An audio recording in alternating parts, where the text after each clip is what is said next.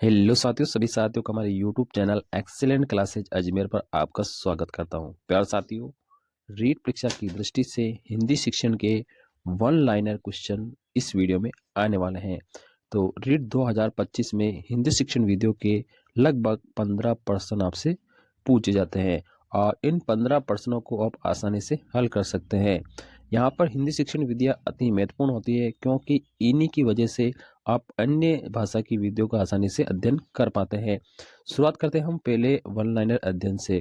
तो सबसे पहला प्रश्न आ रहा है कि भाव प्रकट करने का सर्वोत्तम साधन क्या होता है। कोई भी व्यक्ति अपना भाव प्रकट करना चाहता है तो सबसे अच्छा साधन कौन सा होता है, वो उसकी भाषा होती है। जिस भाषा के अंदर वो बोल रहा है उसी से उसी का क्या होता है, भाव प्रकट हो जाता है, यानी वो क्या कहना चाहता है। अगला सवाल है, दूसरा सवाल हम यहाँ पे ले रहे हैं, प्रारंभिक अवस्था में बालक भाषा कैसे सीखता है। यानी एक छोटा बालक है, कम उम्र का, तो भाषा कैसे सीखेगा। तो सबसे पहले तो वो भाषा को क्या करेगा, सुनेगा, फिर उस भाषा का निरीक्षण करेगा और बाद में उसका अनुकरण करेगा। तो ये क्रम आपको हिंदी शिक्षण में याद रखना है कि प्रारंभिक अवस्था में बालक भाषा कैसे सीखता है। तो पहले श्रवण होता है, उसके बाद निरीक्षण होता है, उसके बाद अनुकरण होता है। तो ये वाला क्रम आपको याद रखना है, श्रवण, निरीक्षण और अनुकरण। ये अति महत्वपूर्ण प्रश्न है। अगला प्रश्न है, कोई भी भाषा है उसकी शिक्षा कैसे दी जाती है। अगर आप भाषा की शिक्षा दे रहे हैं तो छात्र क्या करेगा। भाषा की जो शिक्षा है वो अर्थ ग्रहण और अभिव्यक्ति के लिए दी जाती है। यानी आप उसका अर्थ ग्रहण करो और उसकी अभिव्यक्ति करके बता सकते हैं। तो ये भाषा की शिक्षा, अर्थ ग्रहण और अभिव्यक्ति। तो इधर जो आ रहा है ये आपके उत्तर का ऑप्शन है और ये आपका प्रश्न है। अगला सवाल है, भाषा के कितने रूप होते हैं। यानी कोई भी लैंग्वेज है, जैसे हिंदी है, संस्कृत है, इंग्लिश है, तो भाषा के कितने रूप होते हैं। तो भाषा के दो ही रूप होते हैं, एक तो होता है मौखिक और दूसरा होता है लिखित। मौखिक का मतलब होता है आप जैसे बोलते हैं, लिखित का मतलब आप लिखते हैं। तो भाषा के ये दो इंपॉर्टेंट रूप होते हैं, मौखिक और लिखित रूप। अगला सवाल है, भाषा का प्राथमिक रूप क्या होता है। कोई भी भाषा है उसका प्राइमरी स्टेज क्या होता है। तो प्राथमिक जो स्तर है वो मौखिक ही भाषा होती है, यानी बोलकर ही सुख सिखाया जाता है। तो भाषा का प्राथमिक रूप मौखिक ही रहता है। आपके पास कोई भी भाषाई कौशल है, ठीक है, कोई भी भाषा कौशल है, तो उससे क्या प्राप्त होती है, उससे हमें क्या होती है, दक्षता प्राप्त होती है। यानी दक्षता का मतलब है उस भाषा में हम क्या करते हैं, पारंगत हो जाते हैं, उसको बोलने में हमें क्या करते हैं, सीख जाते हैं। तो अलग अलग भाषाई कौशल के माध्यम से ही ये सीखा जाता है, अन्यथा आप नहीं सीख पाते हैं। और जो भाषाई कौशल होते हैं उसका स्वाभाविक और वैज्ञानिक क्रम क्या होता है। यानी कोई भी छोटा बालक है, किसी भाषा को सीख रहा है अपने परिवार में या स्कूल में, कहीं भी वातावरण समाज में, तो उसका क्रम क्या रहेगा। तो सबसे पहले तो वो क्या करेगा, सुनेगा। पहला काम उसका क्या होगा, सुनने का। दूसरा काम उसका होगा बोलने का। पहले सुनना सीख लेगा, उसके बाद बोलना शुरू करेगा। बोलने के बाद जब बोलना सीख जाए उसके बाद वो करेगा पढ़ना। लास्ट में वो लिखना करेगा। तो ये चार है। सुनने को हम कहते हैं लिसनिंग, बोलने को हम क्या कहते हैं, स्पीकिंग, और पढ़ने को हम क्या कहते हैं, रीडिंग, ठीक है, और लिखने को हम क्या कहते हैं, डब्ल्यू, यानी राइटन। तो LSRW ये नियम आपको याद रखना है। LSRW ये सीखने का भाषाई कौशल का स्वाभाविक और वैज्ञानिक क्रम है, तो इसका आप याद रखना है। तो भाषा सबसे कठिन कौशल कौन सा होता है। सबसे कठिन लास्ट वाला जो ये होता है, ये लिखने वाला, ये सबसे कठिन होता है क्योंकि ये सबसे बाद में सीखा जाता है। तो ये बाकी तो हम क्या करें, प्राइमरी स्टेज पे ही शुरू हो जाते हैं। भाषा के बुनियादी कौशल क्या होते हैं। यानी जो भाषा है, जैसे हिंदी भाषा है, इस हिंदी भाषा के बुनियादी कौशल क्या रहेंगे। तो यहाँ पर हिंदी भाषा के जो बुनियादी कौशल रहेंगे, तो एक तो रहेगा सुनना और एक होगा बोलना। सुनना और बोलना ये दो बुनियादी कौशल है, यानी ये शुरुआती स्टेज में बच्चा सीखता है। इसके बाद में होता है ग्रहणात्मक या ग्रहयात्मक कौशल। यानी ग्रहण करते हैं, कैसे ग्रहण करता है बालक, सुनने से और पढ़ने से। अगला है अभिव्यक्तात्मक कौशल क्या होता है। ये बच्चा जैसे अभिव्यक्त करता है, अपनी बात को कहता है, तो वह तो बोलकर कहता है या लिख कर कहता है। तो ये होता है अभिव्यक्तात्मक, यानी अभिव्यक्त करता है, यानी बोलकर दूसरों को बता, अपनी बात दूसरों को बताता है। तो या तो बोलकर बताएगा या लिख कर बताएगा। ग्रहयात्मक यानी वो अगर सीखेगा तो या तो वो सुनकर सीख लेगा या वो पढ़कर सीख लेगा। तो वो ग्रहण कर रहा है, अपने में ग्रहण कर रहा है, यानी ग्रहयात्मक कौशल हो गए। और अभिव्यक्तात्मक मतलब बोलना है। भाषाई कौशल का जो विकास है वो किस स्तर तक पूरा हो जाना चाहिए। यानी इन चारों भाषाओं का जो कौशल है वो कौन सी स्टेज पे पूरा हो जाना है, यानी प्राइमरी स्टेज पे, यानी कक्षा 5 तक का बालक है ये सब कुछ सीख जाना चाहिए। प्राइमरी स्टेज पर ये सारी चीज़ें पूरी हो जानी चाहिए। चारों कौशल एल एस आर और डब्ल्यू, ये चारों कौशल है वो प्राइमरी स्टेज पे क्या होने चाहिए, पूरे हो जाने, ताकि बच्चा आगे से। अगला है भाषा कौशल का मुख्य क्या उद्देश्य होता है। ये जो 4 भाषाई कौशल होते हैं, बोलना, सुनना, पढ़ना, लिखना, उसका क्या उद्देश्य होता है। उसका उद्देश्य ये होता है कि मौखिक अभिव्यक्ति कर सकता है व्यक्ति। क्या कर सकता है, मौखिक अभिव्यक्ति कर सकता है। और मौखिक अभिव्यक्ति अगर है तो उसके कितने प्रकार होते हैं, तो मौखिक अभिव्यक्ति के 2 प्रकार होते हैं। एक तो होता है औपचारिक और एक होता है अनौपचारिक। एक तो डायरेक्ट व्यक्ति क्या करेगा, मौखिक बोल देगा, तो औपचारिक। एक होता है अनौपचारिक, यानी वो अन्य माध्यम से बोलेगा। ठीक है। अगला है मौखिक अभिव्यक्ति के विकास के लिए सर्वाधिक उपयोगी क्या होता है। मौखिक यानी बोलकर अपनी बात को अभिव्यक्त करना है, तो इसके लिए सबसे उपयोगी कौन सा होता है, तो उसके लिए होता है वाद विवाद। जब एक दो व्यक्ति आपस में वाद विवाद कर रहे हैं, यानी बात कर रहे हैं, तो उसमें मौखिक अभिव्यक्ति सबसे अच्छी तरह से होती है। और मौखिक अभिव्यक्ति का सबसे आवश्यक गुण क्या होना चाहिए, आवश्यक गुण होना चाहिए शुद्ध आचरण। यानी आप जब बोलते हैं तो बिल्कुल शुद्ध आचरण में बोलना है, यानी बिल्कुल स्पष्ट शब्दों में बोलना है। यानी अगर आप शुद्ध आचरण करेंगे तो आपकी मौखिक अभिव्यक्ति है वो सबसे अच्छी होगी। और अगला जो सरल भाषा में सीख पाएगा, तो ये हिंदी भाषा शिक्षण के इम्पोर्टेंट प्रश्न है। अगला है पढ़ना वाचन कौशल के भेद है। पढ़ना है ना, वो वाचन कौशल के क्या है, भेद है। तो कितने प्रकार होते हैं, जब आप पढ़ रहे हैं किसी चीज को, तो उसके कितने प्रकार होते हैं, उसके 2 प्रकार होते हैं। एक तो शेष सवर वाचन, यानी साथ साथ बोल रहे हैं और बोल रहे हैं, अपनी आवाज निकाल रहे हैं। एक होता है मौन वाचन, यानी आप मन ही मन में पढ़ रहे हैं। तो ये वाचन कौशल के प्रकार है। कौन से, वाचन यानी बोलना, पढ़ना। ठीक है। उसके कौशल है शेष सवर और मौन वाचन। मौन का मतलब होता है साइलेंट, यानी मन में पढ़ना। उससे सवर यानी बोलते हुए, जैसे के से कबूतर, के से खरगोश, आप बोलकर किसी को बता रहे हैं। शुद्ध आचरण सुधारने के लिए, अपना उच्चारण सुधारने के लिए क्या करवाना चाहिए, शेष सवर वाचन कराना चाहिए। ये प्राइमरी स्टेज पे ही शुरू कर देना चाहिए। अगर बच्चे में शुद्ध आचरण करना, जैसे हमें कबूतर बोलना है, प्राइमरी स्टेज पे शेष सवर वाचन ही होना चाहिए। जैसे के से कबूतर, के से खरगोश, के से गमला, ये बच्चों को अगर आप सिखाएंगे, तो जैसे के से आप कबूतर बोल के सिखाएंगे, तो बच्चा उसको अच्छी तरह से सीख पाएगा।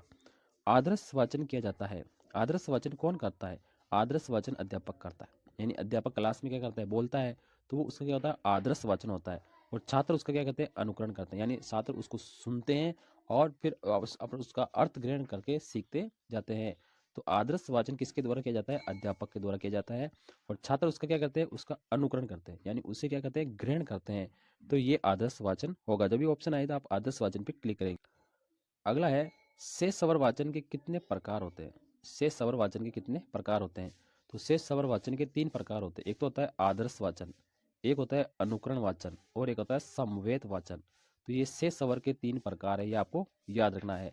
शेष सवर और मौन वाचन 2 प्रकार होते हैं। ठीक है, अपने वाचन कौशल के। ठीक है। तो शेष सवर वाचन में 2 आते हैं, एक आदर्श वाचन और एक अनुकरण वाचन और एक समवेत वाचन। जीवन के प्राथमिक स्तर में मातृभाषा ही सिखानी चाहिए। ये मातृभाषा सिखाने का सबसे प्रमुख स्रोत होता है, वो परिवार होता है। जीवन में जो बच्चा सीखता है मातृभाषा, वो परिवार में ही सीखता है। और मातृभाषा के माध्यम से अन्य भाषा की आसानी से वो सीख पाएगा। ठीक है। तो ये इम्पोर्टेंट रह जाता है। अगला है, ये सवाल है इम्पोर्टेंट, प्रत्येक शब्द पर उचित बल देकर पठन शक्ति का विकास करना, ये किस कौशल से संबंधित है। यानी प्रत्येक शब्द पर उचित बल देकर पठन शक्ति का विकास करना, ये कैसा कौशल है, ये वाचन कौशल है। वाचन यानी बोलना। अगर आप किसी शब्द पर बल देके और पठन शक्ति यानी पढ़ने की शक्ति का अगर आप विकास कर रहे हैं, तो वो एक वाचन कौशल कहलाएगा। अगला सवाल है, अर्थ ग्रहण की दृष्टि से सबसे उपयुक्त वाचन कौन सा होता है। मौन वाचन, यानी मन ही मन में अध्ययन करना। मौन वाचन यानी साइलेंट रीडिंग। ठीक है। मन ही मन में अगर आप पढ़ रहे हैं, तो आप अच्छी तरह से अर्थ ग्रहण करेंगे। ये अर्थ ग्रहण का सबसे अच्छा साधन माना जाता है। साइलेंट रीडिंग किसकी रचना है। साइलेंट रीडिंग यानी मौन वाचन, साइलेंट को इंग्लिश में कहते हैं मौन वाचन। ये जो मौन वाचन है, ये किसकी रचना है। मौन वाचन किसकी रचना है, तो ये है ब्रायन की। आपको याद रखना है, मौन वाचन किसकी रचना है, ये ब्रायन की रचना है। इंपॉर्टेंट सवाल है। अगला सवाल है, मौन वाचन कब शुरू कर देना चाहिए। यानी मन ही मन में पढ़ना कब शुरू कर देना चाहिए। ये तीसरी कक्षा से ही शुरू कर देना चाहिए। और गहन अध्ययन निष्ठ पाठों का कक्षा 6 से। तो मौन वाचन कक्षा 3 से, ये इंपॉर्टेंट याद है, कक्षा 3 से। शेष सवर वाचन कराने का सबसे उपयुक्त साधन कौन सा होता है? शेष सवर वाचन, तो ये होता है सामूहिक वाचन। यानी एक क्लास के अंदर जैसे 10 बच्चे हैं, उन 10 ही बच्चों को एक साथ हम क्या करते हैं, वाचन कराते हैं। जैसे बोलते हैं के से कबूतर, तो सभी बच्चे ग्रुप में बोलते हैं के से कबूतर। तो ये शेष सवर वाचन का सबसे उपयुक्त वाचन का उपयुक्त साधन है। ज्ञान की वृद्धि, अवकाश के क्षणों का उपयोग, सब अध्याय मौन वाचन के द्वारा ही किया जाता है। ये सब कुछ मौन वाचन के द्वारा ही किया जाता है। ज्ञान की वृद्धि कर सकते हैं, अवकाश के क्षणों का सदुपयोग कर सकते हैं, सब अध्याय कर सकते हैं, ठीक है, अवधान केंद्रित की क्षमता, ये सब कुछ हम क्या करते हैं, मनो। अगला सवाल है, प्राथमिक स्तर पर वाचन का क्या उद्देश्य होता है? मुख्य उद्देश्य क्या होता है? प्राथमिक स्तर पर सबसे पहले शुद्ध आचरण यानी उच्चारण सही होना चाहिए। शब्द का उच्चारण की क्षमता अगर आप विकास कर देंगे प्राइमरी स्टेज पे, तो बालक की जो नींव है वो काफी मजबूत हो जाती है। पठन या वाचन शिक्षण की विधियां कौन कौन सी है? पठन या वाचन शिक्षण की कौन सी विधियां है? वर्ण विधि, शब्द विधि, वाक्य विधि, ध्वनि साम्य अनुकरण विधि और संगति विधि। ये क्या करते हैं, ये पठन वाचन शिक्षण की क्या होती है, विधियां होती है। मौन वाचन के कितने प्रकार है? मौन वाचन के जैसे शेष सवर वाचन के 3 प्रकार है, तो मौन वाचन के कितने प्रकार है? तो मौन वाचन है, एक तो द्रुत वाचन यानी तेज तेज मन में पढ़ना, गहन वाचन सोच विचार कर पढ़ना, सिंगावलोकन। तो ये 3 प्रकार है मौन वाचन के, ये जो अति इंपॉर्टेंट है, ये इसके अभी से पूछे जाता है आपसे, हिंदी शिक्षण वीडियो के अति महत्वपूर्ण टॉपिक है। जो शिक्षण के भाषाई कौशल होते हैं उनका आप उपयोग कैसे कर सकते हैं? कक्षा के अंदर भी कर सकते हैं और कक्षा के बाहर भी कर सकते हैं, दोनों जगह आप कर सकते हैं। श्रवण कौशल को विकसित करने में आकाशवाणी कार्यक्रम को आप सुन सकते हैं, कक्षेत्र कार्यक्रम में भाग ले सकते हैं, कक्षा के बाहर होने वाले दूरदर्शन कार्यक्रम में, सामूहिक बाल सभा कार्यक्रम में आप भाग ले सकते हैं। अगर आप श्रवण सुनने की कौशल में विकास कर सकते हैं, तो आप सुनने की चीजें ज्यादा देखें। अगला सवाल है, इंपॉर्टेंट है, किस मनोवैज्ञानिक के अनुसार बालकों को पढ़ने से पहले लिखने की शिक्षा, ये आर्य मांडेसरी ने कहा है, ठीक है। और लिखना सिखाने से ऊपर बालों को चित्रकला सिखानी चाहिए, क्योंकि महात्मा गांधी ने भी अक्सर का ही मत दिया था। अगला सवाल इंपॉर्टेंट है, ये अगला सवाल है, भाषा कौशल में लिखित अभिव्यक्ति का क्या रूप होता है? लिखना। जब आप लिखेंगे तो आपकी लिखित अभिव्यक्ति हो जाएगी। श्रुत लेख में किन 2 कौशलों का विकास होता है? श्रुत लेख आप जब लिखते हैं, जब एक टीचर बोलता है, अध्यापक उस बच्चा इसको क्या करता है, लिखता रहता है, तो श्रुतन लेख में क्या होता है, सुनना और लिखना। बच्चा क्या करेगा, पहले तो सुनेगा और फिर अपनी कॉपी में लिखेगा। तो ये श्रुत लेख में 2 विकास होते हैं। बालकों को लिखना सिखाने से पहले क्या आवश्यक है? लेखन से संबंधित उसकी जिज्ञासा उत्पन्न करना, यानी लिखने में उसकी जिज्ञासा उत्पन्न करेंगे तभी बालक उसे लिख पाएगा। अगला सवाल है, लेखन कला का विकास कैसे होता है? अभ्यास से। जब आप बार बार अभ्यास करेंगे तो लेखन कला का क्या हो जाएगा, विकास होगा, जब आप बार बार अभ्यास। अगला सवाल है, शिक्षक बालक की कॉपी और स्लेट पर अक्षरों को लिख देता है, ये क्या है? ये अनुकरण विधि है। और छात्र इन पर अक्षरों को देखकर नीचे लिखने का अभ्यास करता है तो और अक्षर बनाता है, तो ये कौन सी विधि कहलाती है? अनुकरण विधि कहलाती है, ठीक है। लेखन कौशल में सबसे ज्यादा महत्व किसे देना चाहिए? लेखन कौशल में सबसे ज्यादा मैं बोलता हूँ वर्तनी पर देना चाहिए, कि उसकी वर्तनी कैसी है, शुद्ध है या अशुद्ध है, वर्तनी पे ही ध्यान देना। अगला सवाल है, बालकों को वर्तनी की विधिवत शिक्षा किस स्तर पर दे देनी चाहिए? प्राथमिक स्तर पे दे देनी चाहिए। बालक लिखना सीखते हैं कैसे? सीधी रेखाओं से, सीधी रेखाओं के साथ वो लिखना सीखता है। अगला सवाल है, वर्णों के छोटे छोटे खंड कर उन खंडों का योग कर वर्ण बनाना और रचना कर लिखना, ये कौन सी विधि है? ये है पेस्टालॉजी विधि। कौन सी विधि है? पेस्टालॉजी। इसमें वर्णों के छोटे छोटे खंड करके उन खंडों का योग करके वापस वर्ण बनाना है और रचना कर लिखना है, और ये सीखने की विधि है पेस्टालॉजी विधि। इसको हम कहते हैं पेस्टालॉजी। ये अति महत्वपूर्ण प्रश्न है हिंदी शिक्षण के, डिस्लेक्सिया ये कैसा प्रकार है? ये पठन का प्रकार है। पढ़ने में जो प्रॉब्लम आती है वो कहलाती है डिसलेक्सिया। डिस्ग्राफिया इंपॉर्टेंट लगा लो आप इसे, ये लेखन से संबंधित विकार है, ठीक है। आगमन विधि में शिक्षण कार्य कैसा होता है? आगमन विधि में उदाहरण से नियम की ओर चलते हैं। कहाँ चलते हैं? उदाहरण से नियम की ओर, ठीक है। और वाक्य विश्लेषण के शिक्षण में उपयुक्त विधि है आगमन विधि। आगमन विधि। अगला सवाल है, आगमन विधि के 2 रूप है। आगमन विधि के 2 रूप है, एक तो है सहयोग प्रणाली और एक है प्रयोग प्रणाली। प्रयोग प्रणाली और सहयोग प्रणाली, ये 2 आगमन विधि के रूप है। और आगमन विधि कैसी है? एक मनोवैज्ञानिक विधि है। आगमन विधि कैसे है? एक मनोवैज्ञानिक विधि है। इसको हम क्या कहते हैं? आगमन विधि। अब इस उल्टा होता है निगमन विधि। इसका उल्टा क्या होता है? निगमन विधि। निगमन विधि में क्या होता है? नियम पहले बताए जाते हैं और उदाहरण बाद में दिए जाते हैं। पहले नियम, उसके बाद में उदाहरण। यानी नियम से उदाहरण की ओर चलते हैं उसे हम कहते हैं निगमन विधि। और आगमन में क्या होता है? उदाहरण से नियम की ओर। यानी एक तो होता है उदाहरण, ठीक है, और एक होता है नियम। तो अगर आप उदाहरण से नियम की ओर चल रहे हैं इसे हम कहते हैं आगमन, ठीक है, और नियम से उदाहरण की ओर चल रहे हैं इसे हम कहते हैं निगमन। तो ये आपको याद रखना है, आगमन। निगमन विधि के दो रूप होते हैं। जैसे आगमन विधि के दो रूप होते हैं, जैसे निगमन विधि के भी दो रूप होते हैं, सूत्र प्रणाली और पाठ्यपुस्तक प्रणाली। ये निगमन विधि के दो रूप है। आगमन विधि के भी दो हो गए। अब निगमन विधि कैसे है? ये अमनोवैज्ञानिक है, ये मनोवैज्ञानिक नहीं है, अमनोवैज्ञानिक है। और भाषा शिक्षण की कौन सी है? सूत्र विधि है। कौन सी विधि है? सूत्र विधि नहीं, ये यहाँ पे मनोविज्ञान का नहीं है। ये अगला प्रश्न आ गया, नया आ गया। भाषा शिक्षण की जो सूत्र विधि का मूल स्रोत कौन सी है? संस्कृत भाषा। संस्कृत भाषा से ही सूत्र विधि बनी है। ये इंपॉर्टेंट है, आप इसे इंपॉर्टेंट लगा सकते। अगला सवाल है व्याकरण शिक्षण में, इंपॉर्टेंट सवाल है, व्याकरण शिक्षण प्रणाली में किस प्रणाली को सुग्गा प्रणाली भी कहा जाता है? तो पाठ्य पुस्तक जो प्रणाली होती है उसे हम सुग्गा प्रणाली भी कहते हैं व्याकरण शिक्षण में, ठीक है। पाठ्य पुस्तक प्रणाली को हम क्या कहते हैं? सुग्गा प्रणाली। अगला सवाल है, इंपॉर्टेंट सवाल है, यहाँ पे हम देखते हैं। अगला सवाल है, इंपॉर्टेंट है, विधि से संबंधित है। व्याकरण शिक्षण की वे विधि जिसमें छात्रों को उच्च कोटि के भाषा लेखकों की पाठ्य पुस्तकों का नाम बताकर उनके माध्यम से शिक्षण कराया जाता है, ये कैसी विधि है? वापस देखते हैं। व्याकरण शिक्षण की वे विधि जिसमें छात्रों को उच्च कोटि के भाषा लेखकों की पाठ्य पुस्तकों का नाम, यानी जो उच्च कोटि के जो भाषा लेखक है उनकी पुस्तकों के नाम बताकर उनके माध्यम से शिक्षण कराते हैं, तो उसे हम कहते हैं भाषा से सर्ग विधि। कौन सी विधि? भाषा से सर्ग विधि या ए व्याकृत विधि हम उसे कहेंगे। अगला सवाल है, इंपॉर्टेंट सवाल है, यहाँ पे इंपॉर्टेंट लगा ले। शिक्षण की दृष्टि से गद्य पाठों का क्या प्रकार होता है? शिक्षण की दृष्टि से गद्य पाठों के प्रकार, एक तो होता है द्रुत वाचन और एक होता है गहन अध्ययन। ये दो प्रकार होते हैं, ठीक है। और उद्बोधन विधि में क्या होता है? ये उद्बोधन विधि गद्य शिक्षण की विधि है। किस विधि है? गद्य शिक्षण की विधि है उद्बोधन विधि। और उद्बोधन विधि में क्या शामिल है? दृश्य विधान, अभिनय, प्रत्यक्ष वस्तु प्रदर्शन, ये उद्बोधन विधि में शामिल है। उद्बोधन विधि किसकी है? गद्य शिक्षण की विधि है। इंपॉर्टेंट आप लगा सकते हैं, रीड परीक्षा। अगला सवाल है, गद्य शिक्षण में शब्दार्थ स्पष्ट करने की विधि जिसमें शिक्षक स्वयं ने बताकर छात्रों से ही अर्थ निकलवाता है, यानी इंपॉर्टेंट विधि है। गद्य शिक्षण में शब्दार्थ स्पष्ट करने की विधि जिसमें शिक्षक स्वयं अर्थ ने बताकर छात्रों से ही अर्थ निकलवाता है, वो कौन सी विधि कहलाती है? उद्बोधन विधि कहलाती है। कौन सी विधि? उद्बोधन।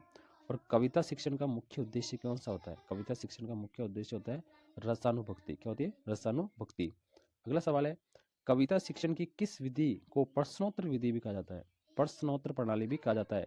खंडान्वय विधि को हम क्या कहते हैं? प्रश्नोत्तर विधि। और खंडान्वय और प्रश्नोत्तर दोनों जो है ये किसकी विधि है? कविता शिक्षण की विधि है। किसकी है? कविता शिक्षण की विधि है। अगला वीडियो के इंपॉर्टेंट एक एक लाइनर प्रश्न है, कविता शिक्षण की किस प्रणाली के अंतर्गत किसी कविता को समझाने के लिए उसके समान भाव वाली या विरोधी भाव वाली दूसरी कविता प्रस्तुत करके तुलनात्मक अध्ययन किया जाता है, तो उसे हम कहते हैं तुलनात्मक अध्ययन।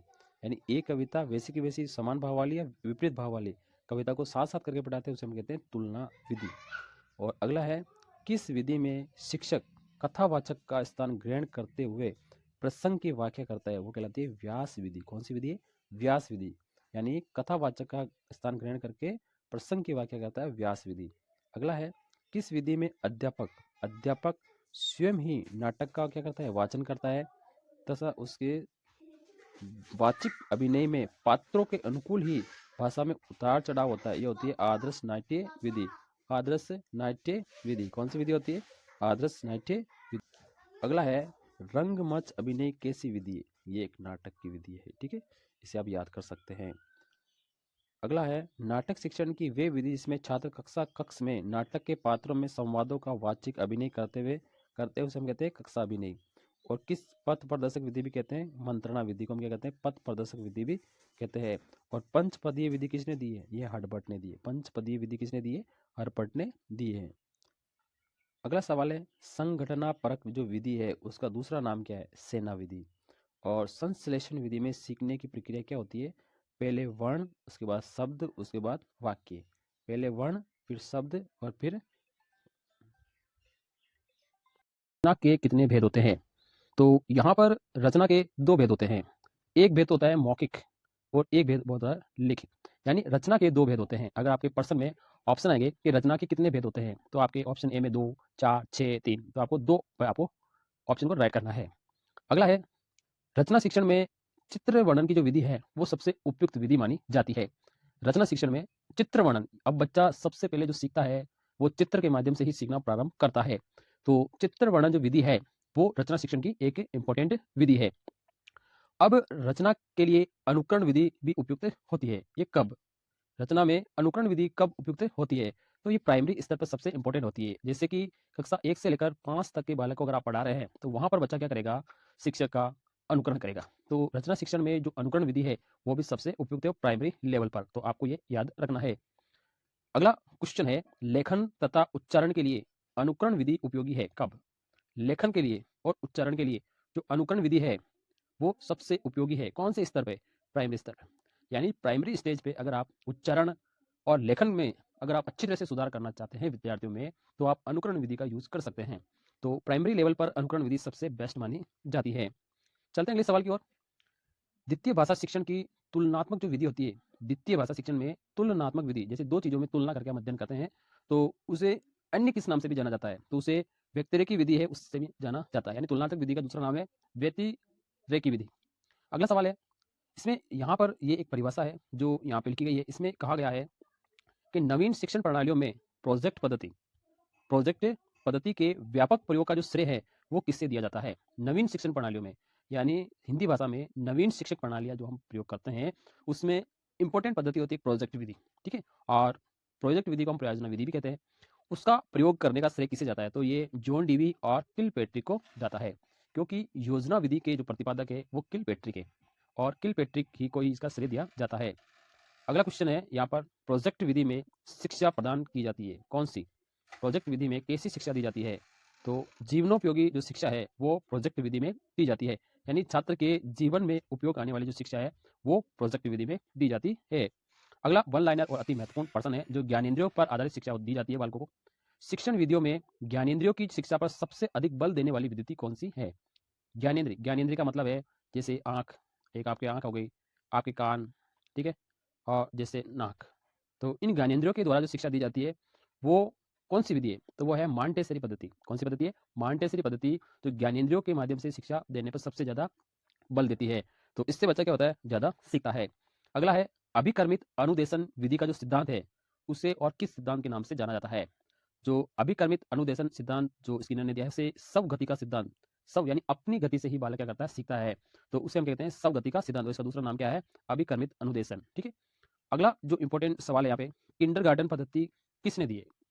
तो किंडरगार्टन जो पद्धति है वो फ्रोबेल ने दी है। किसने दी है? फ्रोबेल ने। किंडरगार्टन क्या होता है? एक बगीचा होता है। तो बगीचे का जो उदाहरण है वो किंडरगार्टन पद्धति में आता है, और जो माली होता है वो पौधों को पानी देता है और उसी के हिसाब से बालक को भी उसका उदाहरण देके सिखाया जाता है। तो किंडरगार्टन जो विधि है वो फ्रोबेल ने दी। तो ये अति महत्वपूर्ण क्वेश्चन है कि किंडरगार्टन विधि किसने दी? तो फ्रोबेल ने दी है। अब यहाँ पर पूछा है कि किंडरगार्टन जो शब्द है उसका क्या अर्थ होता है? अभी मैंने बताया कि किंडरगार्टन होती है वो बगीचे से संबंधित होती है। तो बच्चों का जो उद्यान होता है उससे हम क्या कहते हैं? किंडरगार्टन शब्द का अर्थ है बच्चों का उद्यान। अगले सवाल को लेते हैं हम यहाँ पे। अगला सवाल है, किस शिक्षा शास्त्री के अनुसार स्कूल एक बाग है? स्कूल क्या है? एक बाग है। अध्यापक एक माली है तथा बच्चे हैं वो पौधे के समान है। ये किसने कहा है? तो ये फ्रोबेल ने कहा है, क्योंकि ये फ्रोबेल की ही विधि है किंडरगार्टन, और किंडरगार्टन का अर्थ होता है बच्चों का उद्यान। तो एक उद्यान का उदाहरण लेते हैं, जैसे उद्यान के अंदर क्या होता है? माली होता है और पौधे होते हैं। तो जो उद्यान है वो तो हो गया अपने पास स्कूल, उद्यान को हम क्या कह सकते हैं? स्कूल कह सकते हैं, ठीक है। और जो आपका बाग है, ठीक है, उसमें एक माली है, माली क्या होता है? अध्यापक की तरह होता है, और उसमें पौधों को पानी पिलाता है माली। तो जो पौधे हैं वो कैसे हैं? बच्चे की तरह हैं। तो ये एक अति महत्वपूर्ण सवाल है, हिंदी शिक्षण विधि का अति महत्वपूर्ण सवाल भी हम इसे कह सकते हैं। अगला सवाल है, ये भी वन लाइन सवाल है, सारे इंपॉर्टेंट यहाँ पे सवाल आ रहे हैं। डाल्टन प्रणाली का जो प्रवर्तक है वो कौन है? डाल्टन प्रणाली यानी हिंदी शिक्षण विधियों में ये प्रणाली है डाल्टन प्रणाली, और ये किसने दी है? मिस हेलन पार्क हस्ट ने दी है। तो इस डाल्टन प्रणाली को देने वाली जो महिला है वो है हेलन पार्क हस्ट। अगला सवाल है, किस प्रणाली को ठेका प्रणाली भी कहा जाता है? तो जो डाल्टन प्रणाली है इसे हम क्या कहते हैं? ठेका प्रणाली भी कहा जाता है। अगला और इंपॉर्टेंट सवाल है, खेल विधि के प्रवर्तक कौन है? खेल विधि के प्रवर्तक कौन है? तो खेल खेल में ही बच्चों को सिखाना, ये विधि दी है हेनरी कॉल्डवेल कुक ने। यानी बच्चों को खेल खेल के माध्यम से ही शिक्षा देना, ये एक खेल विधि होती है और ये हेनरी कॉल्डवेल कुक ने दी। अति महत्वपूर्ण सवाल है ये, आप इसे जरूर याद करके रखें। अगला है, व्याकरण जो अनुवाद विधि है उसका अन्य नाम क्या है? तो हिंदी में जो व्याकरण अनुवाद विधि है उसे हम भंडारकर विधि भी कहते हैं। तो ये भी अति महत्वपूर्ण सवाल है, व्याकरण विधि का दूसरा नाम क्या है? तो भंडारकर विधि रहेगी। तो ये इंपॉर्टेंट सवाल है। अगले सवाल की तरफ चलते हैं।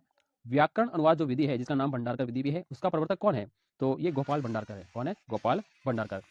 अगला और इंपॉर्टेंट यहाँ पे सवाल आने वाला है, इसमें हम देखते हैं, किस विधि में मातृभाषा के माध्यम से नवीन भाषा को पढ़ाया जाता है? मातृभाषा यानी मदर टंग में ही आप नवीन भाषा को पढ़ाएंगे, तो वो कौन सी विधि होती है? वो होती है व्याकरण अनुवाद विधि। इस व्याकरण अनुवाद विधि में ही क्या किया जाता है? मातृभाषा के माध्यम से ही आप नवीन भाषा को सिखा सकते हैं। अगला है, भाषा शिक्षण में जो रचनात्मक उपागम है, रचनात्मक उपागम है उसका क्या अर्थ है? तो इसका अर्थ यहाँ पर नीचे लिखा हुआ है। तो भाषा शिक्षण में रचनात्मक उपागम का जो अर्थ है वो है भाषा की मूल संरचना का शिक्षण करवाना, यही रचनात्मक उपागम कहलाता है। तो रचनात्मक उपागम का अर्थ यही है कि भाषा की जो मूल संरचना है उसका शिक्षण आप करवाइए, यही रचनात्मक उपागम कहलाता है। अगला है, ये एक रचनात्मक उपागम से ही संबंधित ये सिद्धांत है। इसमें यह बोला गया है कि रचनात्मक उपागम से शिक्षण में एजी जो फ्रेंच है उसने 3 सिद्धांत दिए हैं। रचनात्मक उपागम में 3 सिद्धांत दिए फ्रेंच ने। उसमें सबसे पहले कहा है कि वाचन पर बल देना चाहिए, सबसे पहला काम है वाचन पर बल देना। दूसरा है भाषाई आदतों का विकास करना और तीसरा है छात्रों की क्रियाशीलता। तो इन 3 सिद्धांतों को यहाँ पे दिया है रचनात्मक उपागम में, और रचनात्मक उपागम का अर्थ हमने अभी पहले देख लिया है। अगला सवाल है, महात्मा गांधी के द्वारा प्रवर्तित बेसिक शिक्षा जिसे हम कहते हैं बुनियादी शिक्षा, तो इसका जो प्रमुख सिद्धांत क्या है? तो बेसिक शिक्षा प्रणाली जो किसने दी है? महात्मा गांधी ने यहाँ पे दी है।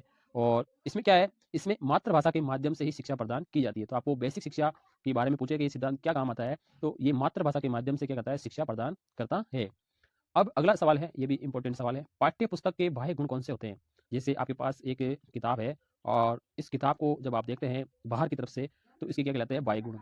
तो आकार, यानी किस साइज की ये किताब है, ये हमारा क्या कहलाता है? आकार। मुख पृष्ठ, इसकी फ्रंट के पेज में कैसे चित्र बने हुए हैं, कौन सा विषय की है। इसमें जो बुक्स आपकी होती है, यहाँ पे आपकी बुक है तो इसका आकार कैसा है, मुख पृष्ठ में कैसे चित्र है, कौन से विषय की है, इसका मूल्य क्या है, शीर्षक क्या है, इसकी जिल्द बाइंडिंग कैसी है। तो जो पाठ्य पुस्तक में जो बाहर से हमें दिखाई देती है उसका क्या कहलाता है? बाह्य गुण कहलाता है। तो ये भी इसका वस्तुनिष्ठ प्रश्न बन सकता है, इसे आप विशेष तौर से ध्यान रखेंगे, ये इंपॉर्टेंट। अगला है, पाठ्य पुस्तक का आंतरिक गुण क्या होता है? जैसे बाह्य गुण हमने सीख लिया कि बाह्य गुण क्या होता है, तो पाठ्य पुस्तक का आंतरिक गुण क्या होता है? तो आंतरिक गुण होता है, एक तो होती है विषय वस्तु, तो उसकी कैसी विषय वस्तु है, विषय विविधता क्या है, भाषा शैली उसकी क्या है, और इसमें किस तरह के चित्र यूज किए हैं। तो इसमें चित्र जो अंदर आते हैं वो भी है, भाषा शैली कैसी है, विषय की विविधता कैसी है, वस्तु विषय कैसी है, ये सब इसके आंतरिक गुण कहलाते हैं। तो ये इंपॉर्टेंट सवाल है। अगला सवाल है, यहाँ पर हमारा सवाल है, पाठ्य पुस्तक जो होती है उसमें शिक्षक या छात्रों के लिए इसमें क्या होता है? तो पाठ्य पुस्तक शिक्षक और छात्रों के लिए ज्ञान अर्जन का साधन होता है। यानी पाठ्य पुस्तक से शिक्षक हुआ या छात्र हुआ दोनों ही ज्ञान अर्जन करते हैं, तो ये इनका क्या है? साधन है। तो पाठ्य पुस्तक को हम साधन कहेंगे, साध्य नहीं कहेंगे, ये आपको ध्यान रखना है। पाठ्य पुस्तक जो होती है वो एक साधन है, साध्य नहीं है। अगला जो इंपॉर्टेंट सवाल है, प्राचीन काल में जो पाठ्य पुस्तक है उसके लिए किस शब्द का प्रचलन था? तो प्राचीन काल में पाठ्य पुस्तक के लिए ग्रंथ शब्द का प्रचलन था, उसे ग्रंथ के नाम से जाना जाता था। तो प्राचीन काल में जो पाठ्य पुस्तक है उसे ग्रंथ कहा जाता था। सवाल कैसे आ रहे हैं दोस्तों, लाइक जरूर करें, कमेंट भी बताएं। हिंदी भाषा शिक्षण में कितने उपागम होते हैं? तो ये ऑब्जेक्टिव टाइप प्रश्न इसे आ सकता है कि कितने उपागम होते हैं, तो आपको ऑप्शन लगाना है कि 2 उपागम होते हैं। तो 2 वाले पे आपको क्लिक करना है। तो कौन कौन से होते हैं? एक होता है पाठ से सर्ग उपागम, और एक होता है रचना उपागम। तो भाषा, हिंदी भाषा के शिक्षण में ये 2 तरह के उपागम होते हैं, पाठ से सर्ग उपागम और एक रचना उपागम। अगला सवाल है, इंपॉर्टेंट है, आप इसे मोस्ट लगा सकते हैं, ठीक है। पाठ्य पुस्तक रचना के सोपान जो होते हैं उसका उचित क्रम आपको बताना है। तो जो पाठ्य पुस्तक होती है उस पाठ्य पुस्तक की जो रचना होती है उसमें सोपानों का उचित क्रम होता है। सबसे पहले तो आपको विशेष सामग्री का चयन करना होता है। तो सबसे पहले तो आता है विशेष सामग्री का चयन, उसके बाद उसका क्या स्त्रीकरण है, ठीक है, और लास्ट में आपका होता है प्रस्तुतिकरण। तो ये इसका क्रम होता है, विशेष सामग्री का चयन, फिर स्त्रीकरण और फिर प्रस्तुतिकरण। तो ये आपको याद रखना है, उचित क्रम आपसे यहाँ पे क्रम पूछा जाएगा। तो इसमें तिरछा उल्टा लिखा होगा तो आपको इसमें मिलान करना है कि ऐसा किस में लिखा हुआ है। अब यहाँ पर डॉक्टर प्रेंसी की एक परिभाषा है और परिभाषा यहाँ से स्टार्ट हो रही है। यहाँ पे देखेंगे, निदान का जो महत्व है वो नगण्य है। निदान का महत्व क्या है? नगण्य है। यदि उसके अनुसार बच्चों का उपचार नहीं किया जाए तो वाचन संबंधी निदानात्मक परीक्षा के परिणामों में किसी महत्वपूर्ण कार्य के हैं। तो ये डॉक्टर प्रेंसी।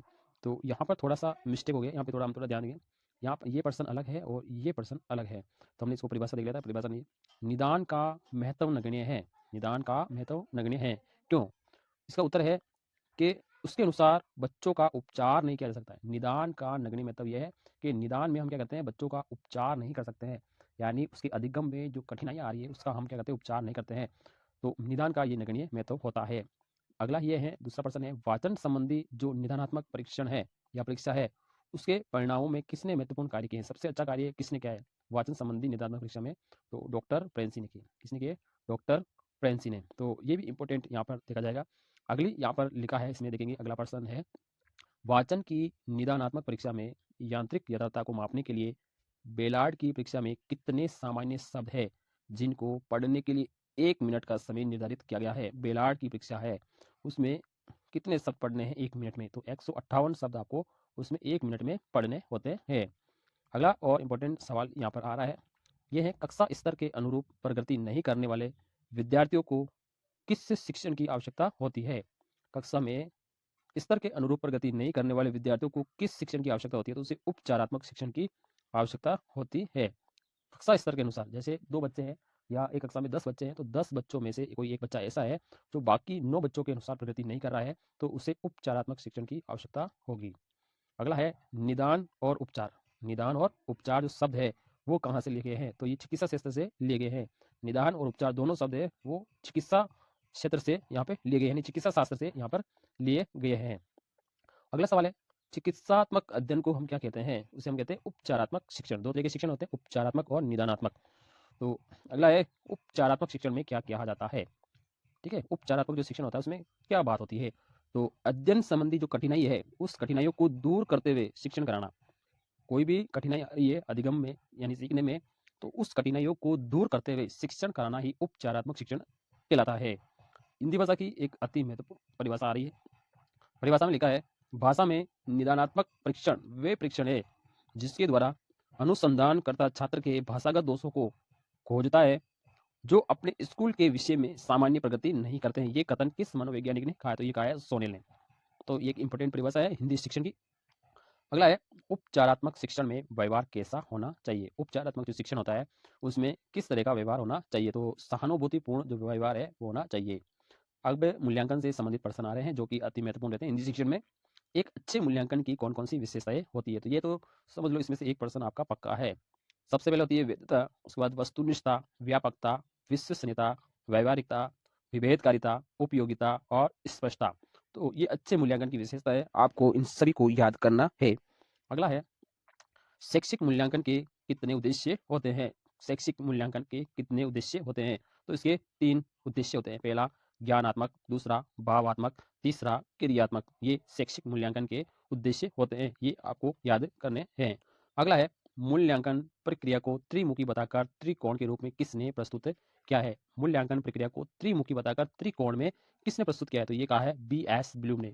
मूल्यांकन प्रक्रिया को त्रिकोण में प्रस्तुत करने वाले व्यक्ति का नाम है B.S. ब्लूम, ये आपको याद रखना है। अगला है, जैसे मूल्यांकन की जो विशेषता है वैधता, विश्वसनीयता, विभेदकारिता, स्पष्टता, उसमें से जैसे एक आ रहा है, जिस उद्देश्य के लिए परीक्षण तैयार किया गया है यदि वह उसकी पूर्ति करता है तो कैसा परीक्षण है? तो वो एक वैध परीक्षण यानी वैधता है। क्या है? वैधता है। जिसके लिए बनाया है उसी की पूर्ति कर रहा है तो उसे हम कहते हैं वैध परीक्षण। इस प्रकार से मूल्यांकन का जो क्षेत्र है उसमें परीक्षण से क्या होता है? विस्तृत परीक्षण है। कैसा परीक्षण है? ये एक विस्तृत परीक्षण है। अगला और इम्पोर्टेंट सवाल यहाँ पर आ रहा है मूल्यांकन का, ये है, परीक्षा के द्वारा छात्र के किस पक्ष का परीक्षण होता है? परीक्षा से छात्र के किस पक्ष का परीक्षण होता है? तो उसके ज्ञानात्मक पक्ष का ही परीक्षण होता है। मूल्यांकन के कितने भेद होते हैं? तो मूल्यांकन के 2 भेद होते हैं। कौन कौन से? आंतरिक और बाह्य। आंतरिक को हम कहेंगे पाठन के अंतर्गत और बाह्य को हम कहते हैं पाठोपरांत, यानी पाठ पढ़ाते वक्त ही और एक पाठ पढ़ाने के बाद में। अगला है, भावात्मक पक्ष के मापन हेतु उपयुक्त मापनी कौन सी है? तो वो है अभिवर्ती मापनी। किसी का भावात्मक पक्ष नापना है छात्र का तो उसके लिए उपयुक्त मापनी है अभिवर्ती मापनी।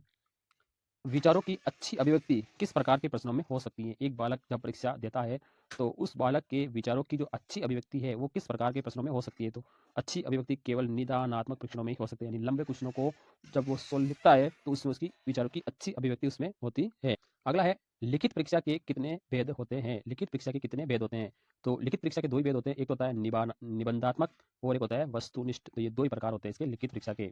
अगला है, अधिक विश्वसनीय परीक्षण कौन सा है? सबसे अधिक विश्वसनीय, तो लिखित परीक्षा के दो होते हैं, निबंधात्मक और वस्तुनिष्ठ। तो सबसे अधिक विश्वसनीय परीक्षण कौन सा होता है? तो ये होता है वस्तुनिष्ठ परीक्षण, जिसका दूसरा नाम है प्रमापीकृत परीक्षण। ये सबसे विश्वसनीय होता है, क्योंकि इसमें 4 ऑप्शन आते हैं, ए, बी, सी और डी। तो इसमें से आपको एक ही राइट करना होता है, कोई से आप राइट करेंगे तो ये इसकी क्या है, विश्वसनीयता होती है। इसमें लिखने की कोई बात नहीं होती कि छात्र अलग-अलग लिखेगा। अगला है, इसमें इंपॉर्टेंट है, यहाँ पे लिखा है वस्तुनिष्ठ प्रकार के जो प्रश्न होते हैं वो कैसे होते हैं। तो वस्तुनिष्ठ प्रश्नों के अंदर देखो, एकांतर अनुक्रिया वाले भी आते हैं, सत्य असत्य वाले भी आते हैं, बहुविकल्प प्रश्न भी आते हैं, मिलान पद वाले प्रश्न भी आते हैं, वर्गीकरण वाले प्रश्न भी आते हैं, रिक्त स्थान की पूर्ति वाले प्रश्न भी आते हैं, युगलीकरण वाले भी आते हैं, विषम का चुनाव वाले भी होते हैं और सादृश्य अनुभव। तो ये सभी वस्तुनिष्ठ प्रश्नों के प्रकार है। इसका भी एक प्रश्न बन सकता है जो कि अति महत्वपूर्ण रहता है। तो आपसे क्वेश्चन पूछ सकता है कि वस्तुनिष्ठ प्रश्नों का कौन सा प्रकार नहीं है। तो ये सारे प्रकार है। ठीक है, अगला सवाल है, वस्तुनिष्ठ प्रश्नों की क्या उपयोगिता है, उसका मुख्य कारण क्या है? इसमें मुख्य कारण है निष्पक्ष मूल्यांकन होता है। इसमें वस्तुनिष्ठ प्रश्नों का मूल्यांकन कैसा होता है? निष्पक्ष होता है, इसलिए ये सबसे उपयोगी है। अगला है, आत्मनिष्ठता का गुण पाया जाता है। आत्मनिष्ठा यानी मौखिक उनकी अभिव्यक्ति, विचारों की अच्छी अभिव्यक्ति किसमें होती है? निबंधात्मक परीक्षण में होती है। तो ये इसका इंपॉर्टेंट प्रश्न। अगला सवाल है, बालक के सुनना, बोलना, पढ़ना, इन कौशलों का जो परीक्षण है वो कैसे किया जाता है? तो वो केवल मौखिक परीक्षा के द्वारा ही किया जाता है, सुनना, बोलना और पढ़ना। अगला सवाल है, शिक्षार्थियों के सतत और समग्र मूल्यांकन यानी सीसीई पर प्रभावी जोर किसने दिया है? तो राष्ट्रीय जो शिक्षा नीति 1986 में आई थी, तभी से इसमें सीसीई से यहाँ पर जोर दिया गया है। अगला है, सीबीएसई ने किस वर्ष 10वीं बोर्ड से सतत और समग्र मूल्यांकन प्रणाली लागू कर दी गई है? सीबीएसई जो बोर्ड है उसने 10वीं में सतत मूल्यांकन यानी ग्रेड कब से शुरू कर दिया, ग्रेड प्रणाली? तो सत्र 2010-11 से ही यहाँ पे जो ग्रेड वाली जो प्रक्रिया है वो यहाँ पे लागू कर दी, जैसे A grade, B grade, A plus grade, B plus grade, ये वाली शुरू कर दी गई थी। अगला सवाल है, सतत और व्यापक मूल्यांकन का मुख्य क्या उद्देश्य होता है? विद्यार्थियों की अधिगम क्षमता का संवर्धन करना। अगला है, विद्यार्थी के लगातार मूल्यांकन हेतु सबसे उपयुक्त विधि कौन सी है? तो सतत और व्यापक मूल्यांकन पद्धति। अगला है, सत्र की समाप्ति पर उपयुक्त जो मूल्यांकन है वो कैसा मूल्यांकन होता है? संकलात्मक मूल्यांकन। तो ये हिंदी शिक्षण वीडियो के जो वस्तुनिष्ठ प्रश्न है, जैसे वन लाइनर क्वेश्चन है, इससे आप किसी भी वस्तुनिष्ठ प्रश्न को बना सकते हैं। अगर आपको इन सभी वन लाइनर क्वेश्चनों के उत्तर आते हैं तो आप कम से कम हिंदी में इस वीडियो के माध्यम से आप 3 से 4 सवाल आसानी से कर पाएंगे। इसमें से 3 से 4 सवाल आपके रीट में ज़रूर मिलने वाले हैं। तो ये इंपॉर्टेंट वन लाइनर क्वेश्चन थे, आप इसे ज़रूर देखें, अपने दोस्तों के साथ ज़रूर शेयर करें, चैनल को सब्सक्राइब करें, ऐसे वीडियो लगातार आते रहेंगे। थैंक यू, धन्यवाद।